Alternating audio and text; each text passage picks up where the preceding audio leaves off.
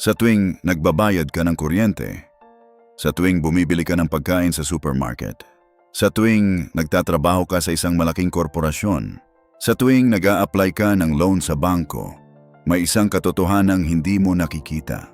Ang pera mo ay pumupunta sa iisang grupo ng mga tao, hindi daan-daan, hindi libo-libo, 10 pamilya.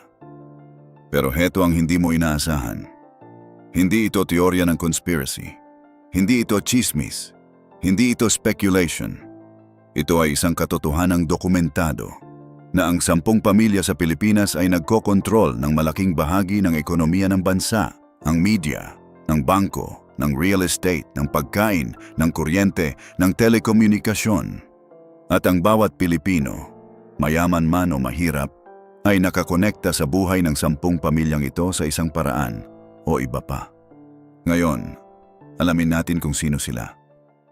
Para maintindihan natin ang kwentong ito, kailangan muna nating pag-usapan kung bakit mahalaga ang konsentrasyon ng kayamanan sa Pilipinas. Ayon sa mga pag-aaral, ang Pilipinas ay isa sa mga bansang may pinakamalaking agwat sa pagitan ng mayayaman at mahihirap sa buong Asya. Habang ang karamihan ng mga Pilipino ay nagtatrabaho ng husto para sa kanilang pang-araw-araw na pangangailangan, may ilang pamilya na ang kayamanan ay lumalaki ng lumalaki. Sa bawat transaksyon, sa bawat bayad ng kuryente, sa bawat pagbili ng pagkain, sa bawat tawag sa telepono, at ang mga pamilyang iyon ay hindi basta-basta naging makapangyarihan. Ang kanilang mga kwento ay kwento ng tiyaga, ng estratehiya, ng mga desisyon na nagbago ng kurso ng kasaysayan ng Pilipinas. Alamin natin kung sino sila. Sisimulan natin sa pinakakilalang pangalan, ang pamilya C, na pinamumunuan ng yumaong si Henry C. Ngayon ay ng kanyang mga anak, ay ang pamilyang nagtatayo ng mga SM Mall sa buong bansa. Si Henry C. Sr. ay ipinanganak sa Fujian, China noong 1924. Dumating siya sa Pilipinas ng bata pa at nagsimula sa isang maliit na tindahan ng sapatos. Mula sa isang tindahan ng sapatos, naging SM Shoe Mart, naging SM Department Store, naging SM Supermall. Ngayon, ang SM Group ay isa sa mga pinakamalaking conglomerate sa buong Asya. SM Retail, BDO Unibank, ang pinakamalaking bangko sa Pilipinas. SM Prime Holdings, ang pinakamalaking mall developer sa Southeast Asia. Ang kabuuang kayamanan ng pamilya C ay tinatantya sa mahigit 19 bilyong dolyar. Ang bawat beses na pumunta ka sa SM, ang bawat piso na ginastos mo doon ay nagdadagdag sa kayamanang iyon. Pangalawa, ang pamilya Ayala. Isa sa mga pinakamatandang business dynasty sa Pilipinas. Ang Ayala Corporation ay itinatag noong 1834. Mahigit 170 taon na ang nakalipas. Ang Makati Central Business District, ang pinakaprestihiyosong business district sa bansa, ay itinayo at pinaunlad ng pamilya Ayala. Ang kanilang mga negosyo ay sumasaklaw sa real estate, bangko, telekomunikasyon, tubig at marami pang iba. Pangatlo, ang pamilya Tan. Si Andrew Tan, ang lalaking nagtatayo ng mga condominium at hotel sa buong bansa. Ang Mega World Corporation, ang isa sa mga pinakamalaking real estate developer sa Pilipinas, ay pag-aari ng pamilya Tan. Ang Alliance Global Group, ang parent company ng Mega World, ay sumasaklaw din sa Emperador Distillers, ang pinakamalaking distillery sa Pilipinas at isa sa mga pinakamalaking sa buong mundo. Tanduay Rum, Emperador Brandy, McDonald's Philippines. Ang McDonald's sa Pilipinas ay pag-aari ng pamilya Tan. Ang kabuuang kayamanan ng pamilya Tan ay tinatantya sa mahigit 5 bilyong dolyar. Pang-apat, ang pamilya Gokongwei. Ang kwento ng pamilya Gokongwei ay isa sa mga pinakakilalang kwento ng tagumpay sa kasaysayan ng Philippine business. Si John Gokongwei Jr., na nagsimula sa pagbebenta ng mga produkto sa Cebu pagkatapos ng ikalawang digmaang pandaigdig, ay naging isa sa mga pinakamakapangyarihang negosyante sa bansa.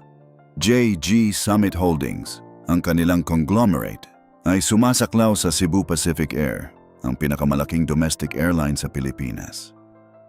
Universal Robina Corporation, ang gumagawa ng Jack and Jill, Piatos, at marami pang sikat na snack brands. Robinsons Malls, Robinsons Bank, PLDT, ang pinakamalaking telekomunikasyon kumpanya sa bansa. Ang kabuuang kayamanan ng pamilya Gokongwei ay tinatantya sa mahigit 5 bilyong dolyar. Panlima, ang pamilya ni Lucio Tan. Si Lucio Tan, isa sa mga pinaka-controversial at pinakamakapangyarihang negosyante sa kasaysayan ng Pilipinas. Ang kanyang mga negosyo ay sumasaklaw sa halos lahat ng sektor ng ekonomiya. Philippine Airlines, ang pambansang airline ng Pilipinas. Philippine National Bank. Fortune Tobacco, ang pinakamalaking tobacco company sa bansa. Asia Brewery, Tanduay Holdings. At ang kanyang koneksyon sa politika ay isa sa mga pinaka-pinag-usapang aspeto ng kanyang buhay bilang negosyante. Ang kabuuang kayamanan ng pamilya Lucio Tan ay tinatantya sa mahigit 3 bilyong dolyar. Pang-anim, ang pamilya Villar. Si Manny Villar, dating senador at presidential candidate, ay isa sa mga pinakamatagumpay na real estate developer sa kasaysayan ng Pilipinas. Ang Vista Land and Lifescapes, ang kanyang real estate company, ay nagtatayo ng mga affordable housing projects sa buong bansa. Ang Camela Homes, ang pinakakilalang brand ng Vista Land, ay nagbigay ng tahanan sa milyon-milyong Pilipinong pamilya. Pero hindi lang real estate ang negosyo ng pamilya Villar. All-day supermarket, all-day convenience store, Star Mills, Crosswinds. At ang kanilang impluensya sa politika ay patuloy na nararamdaman sa bawat eleksyon. Ang kabuuang kayamanan ng pamilya Villar ay tinatantya sa mahigit 3 bilyong dolyar. Pampito, ang pamilya Razon. Si Enrique Razon Jr., ang lalaking nagkokontrol ng mga daungan at kasino sa Pilipinas. Ang International Container Terminal Services Incorporated o ICTSI ay isa sa mga pinakamalaking port operator sa buong mundo. Nagpapatakbo sila ng mga daungan sa mahigit 30 bansa.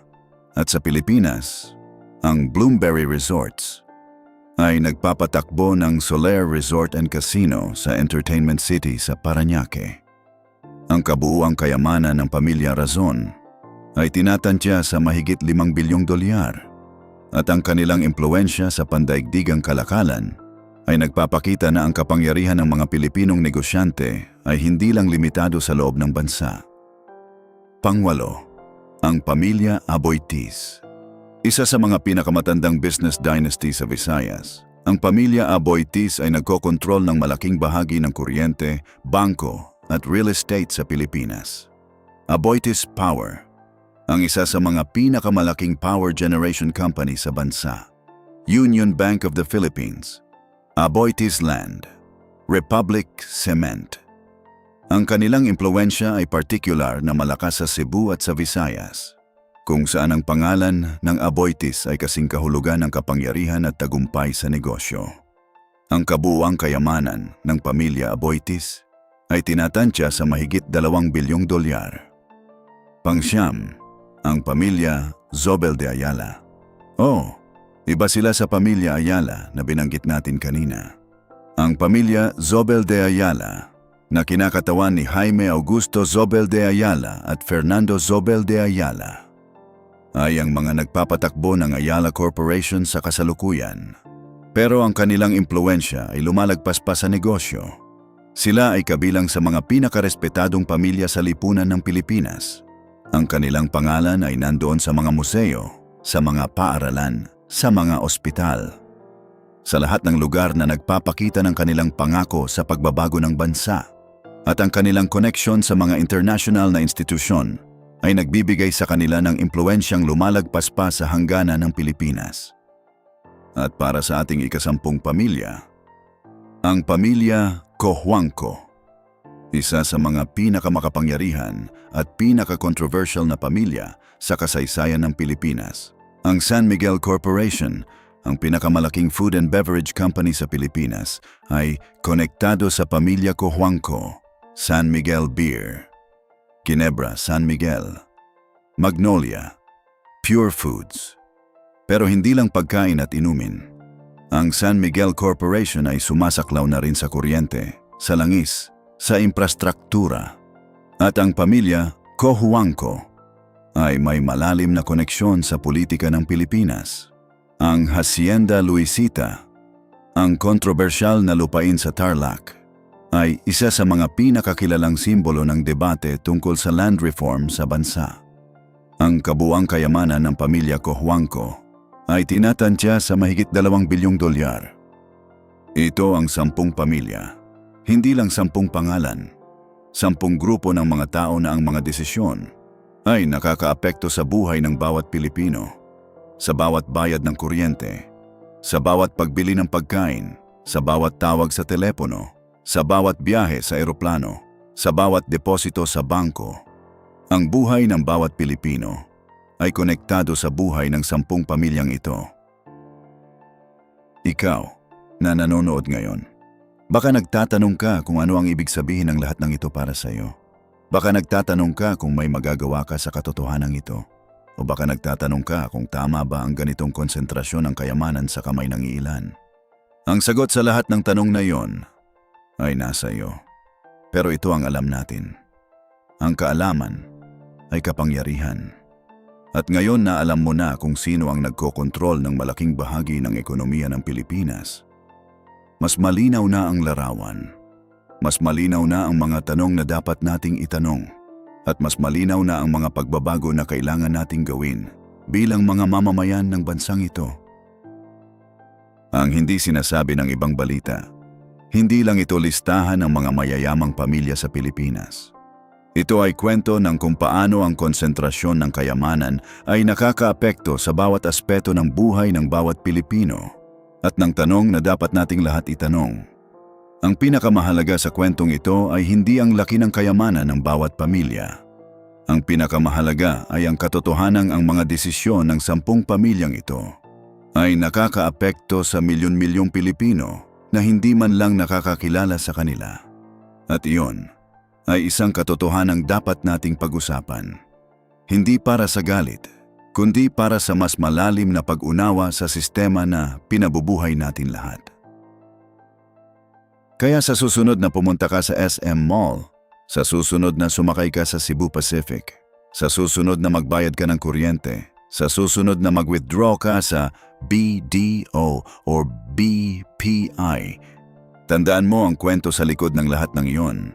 10 pamilya na ang mga desisyon ay nakakaapekto sa buhay ng mahigit 110 milyong Pilipino. Hindi ito para takutin ka. Hindi ito para magalit ka. Ito ay para malaman mo. Kasi ang isang bansang may matalinong mamamayan ay isang bansang may kakayahang hubugin ang sarili nitong kinabukasan. At ang unang hakbang sa pagbabago ay ang pag-unawa sa katotohanang kinakaharap natin. Iyon ang 10 pamilya. Iyon ang katotohanan. At ang susunod na hakbang ay nasa kamay mo.